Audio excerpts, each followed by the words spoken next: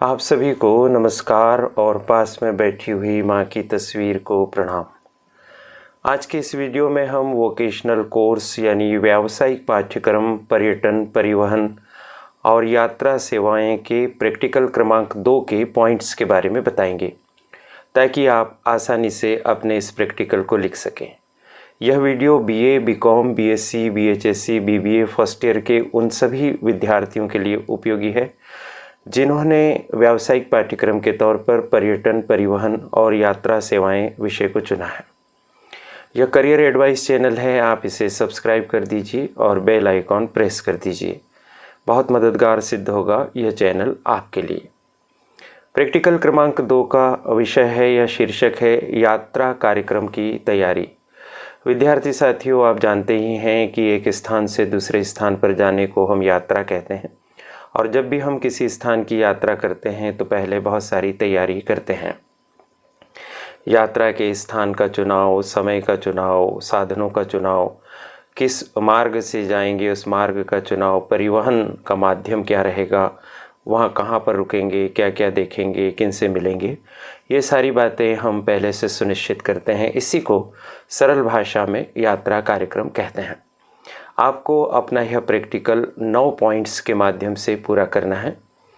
ये पॉइंट्स आपको बहुत ही मदद करेंगे कि आप सिलसिलेवार अपने प्रैक्टिकल को लिख सकें। सारे पॉइंट्स आपको एक स्लाइड के माध्यम से आपके मोबाइल की स्क्रीन पर दिखाई देने वाले हैं। आप उन्हें नोट कर लीजिए और उसके साथ ही आप सुनते रहिए कि इसमें हमें क्या और कैसे लिखना है।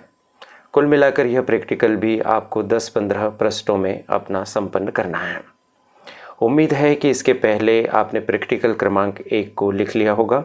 अगर अभी तक आपने वह वीडियो नहीं देखा है तो कोशिश करेंगे कि इसके डिस्क्रिप्शन बॉक्स में आपको प्रैक्टिकल क्रमांक 1 का वीडियो भी दे दें। तो चलिए शुरू करते हैं। प्रैक्टिकल क्रमांक 2 यात्रा कार्यक्रम की तैयारी। इसका सबसे पहला पॉइंट होगा यात्रा कार्यक्रम का अर्थ, कि इसका क्या मतलब होता है। दूसरा पॉइंट होगा प्रभावी यात्रा कार्यक्रम की विशेषताएं।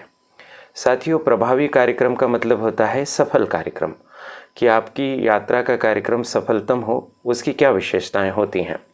तीसरा पॉइंट होगा यात्रा कार्यक्रम में शामिल की जाने वाली प्रमुख बातें। जब हम यात्रा का कार्यक्रम बनाते हैं तो उसमें हम कौन कौन सी बात लिखेंगे। चौथा पॉइंट होगा ट्रैवल एजेंट का अर्थ एवं कार्य। ट्रैवल एजेंट वह व्यक्ति होता है जो आपकी यात्रा को संभव बनाता है, विभिन्न परिवहनों में आपकी बुकिंग करता है, आपके लिए वाहन उपलब्ध कराता है। ये ट्रैवल एजेंट प्रायः सभी जगह पाए जाते हैं।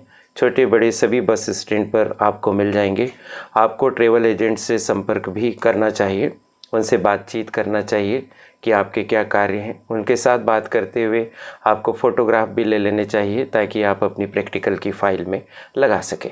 चौथा पॉइंट होगा मौसम और ऋतुओं का परिचय, बल्कि यह 5वां पॉइंट है, मौसम और ऋतुओं का परिचय। मौसम का क्या अर्थ होता है, ऋतु का क्या अर्थ होता है, भारत में कितने प्रकार की ऋतुएं होती हैं, ये सब आप लिखेंगे इसमें। अगला पॉइंट है पर्यटन पर मौसम एवं ऋतु का प्रभाव। बहुत स्वाभाविक है कि अच्छा मौसम होगा, अच्छी सुहावनी ऋतु होगी तो ही हम यात्रा करने के लिए जाएंगे। तो मौसम और ऋतुएं हमारे पर्यटन को बहुत प्रभावित करती है। कुछ ऐसे स्थान होते हैं जहां हम ठंड के मौसम में जाना चाहते हैं, कुछ ऐसे होंगे जहां गर्मियों में जाने से राहत मिलेगी, कुछ ऐसे होंगे जहां बारिश में जाने पर आपको बहुत मनोहारी अच्छे दृश्य देखने को मिलेंगे। तो पर्यटन पर मौसम और ऋतु का कैसा प्रभाव होता है इस पॉइंट में आपको लिखना है।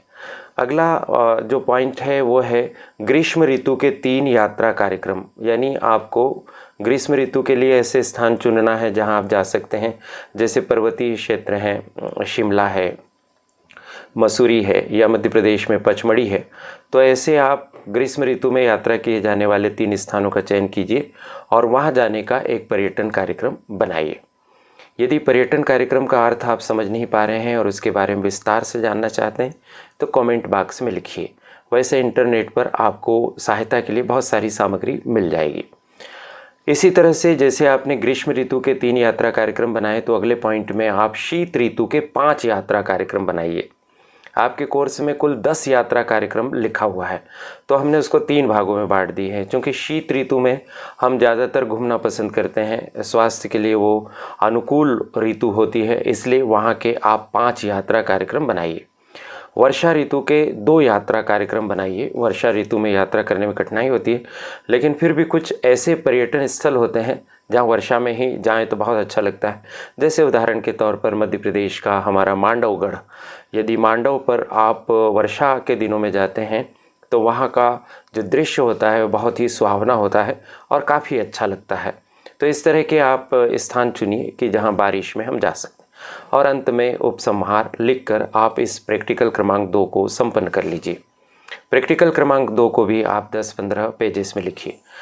आगामी वीडियोस में हम अन्य प्रैक्टिकल की भी जानकारी देंगे। हमारी मेहनत तभी सार्थक होगी जबकि आप भी इसको गंभीरता से लेकर कार्य को संपन्न करें। मुझे अपना अनुभव और जानकारी साझा करने का अवसर मिला, इसके लिए करियर एडवाइस चैनल की संचालिका प्रीति गुलवानिया जी के प्रति बहुत बहुत आभार और उनकी परिश्रमी टीम का भी बहुत बहुत धन्यवाद। आप सभी को शुभकामनाएं। आपके प्रैक्टिकल बहुत अच्छे हों और आपको बहुत अच्छे अंक मिले। नमस्कार।